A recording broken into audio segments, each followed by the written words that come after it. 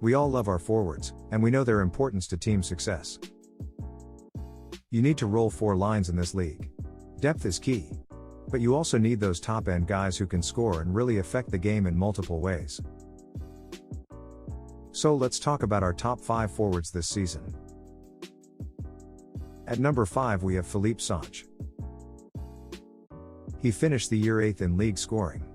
But when we talk about offensive players, guys like SANCHE come to mind, because they drag their team into the fight. You have guys that shoot, and guys that can make plays. But then you have those forwards which run your forward group. Philippe SANCHE is that guy for Dundee. He is on the smaller side, but his speed helps him find those areas to create scoring chances. And his responsibility without the puck is actually underrated as well. We have talked a lot about a complete teardown in Dundee. But I think they would be wise to bring this guy back for another year if possible.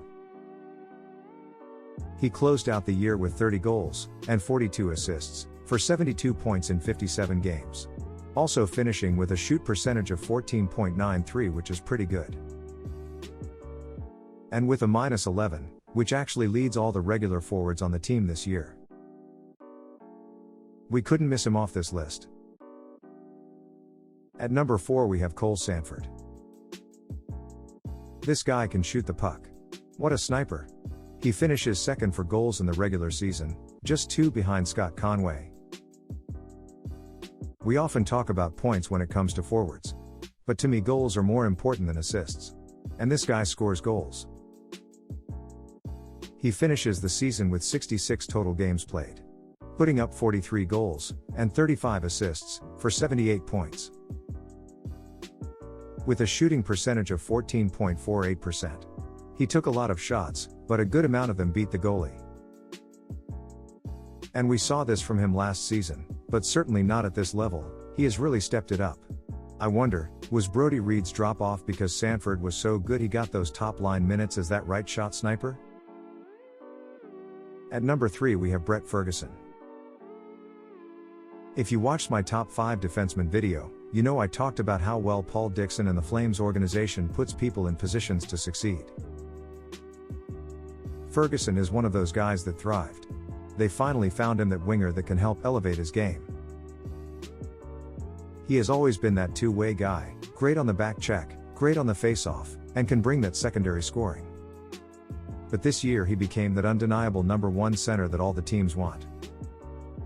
He closed out the year with 23 goals, and 53 assists, for 76 points, in 66 games. And A+31 to lead all forwards on the team. He also posted a 15.33 shooting percentage, well above Sanford and SANCHE. And he has been one of the top face-off guys in the league, finishing with 51.78% on face-offs. At number 2 we have Daniel TEDESCO. Playing on Brett Ferguson's wing, I think their top line was the best in the league other than the Giants' top line. The Flames need to do everything to keep this guy around, to play on that top line. What I find so impressive about TEDESCO is his consistency. He was an impact in every single game. There were no stretches where he struggled, or inconsistent patches. Every single game this guy iced, he was effective. And for me, he was easily the best winger in the league. He posted 36 goals, and 55 assists, for 91 points, in just 67 games. And what is most impressive, a 16.29 shooting percentage. There is more to being a forward than just points. But you cannot get 91 points in 67 games.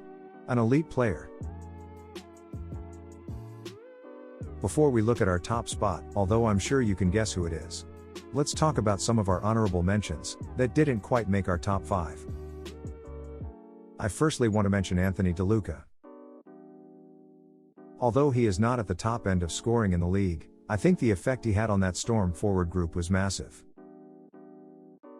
Having DeLuca on that top line gave the Storm a dynamic they have not had in recent years.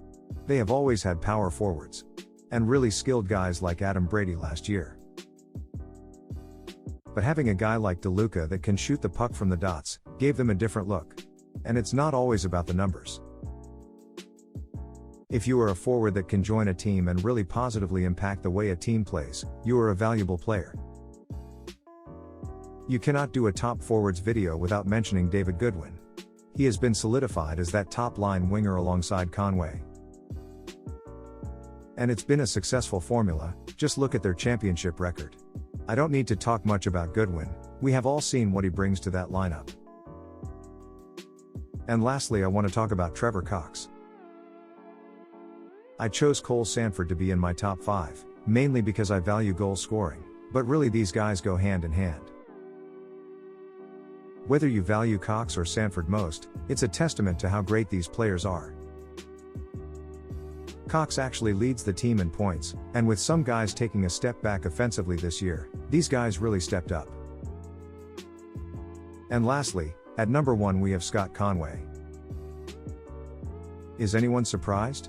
I actually don't know what I can say about this player. He does everything well. All I can think is that he could play in a much higher league. I mean honestly, he could easily play in the American Hockey League next year. For a player of his skill, I am always impressed with how he battles in front of the net, and gets those dirty goals. Rebounds and tips. Usually guys who can skate and shoot like him, they don't work for those greasy goals. And that's what makes him so dangerous, he will score and make plays from anywhere on the ice. He doesn't just have 1 or 2 weapons to choose from, he has the whole arsenal. In 66 games this season, he scored 53 times. He assisted on 61. To round out the year with 114 points and a +72. Also, this guy has a year average 18.79 shooting percentage. That's around 2.5% higher than TEDESCO. He was also one of the best in the face-off dots, 866 wins to 712 losses. No matter what stat you look at, this guy is not just the best forward in the league, but easily the best player. So that's our list. What do you think? Did we get it right? Leave your top 5 in the comments below. Thanks for watching, take care.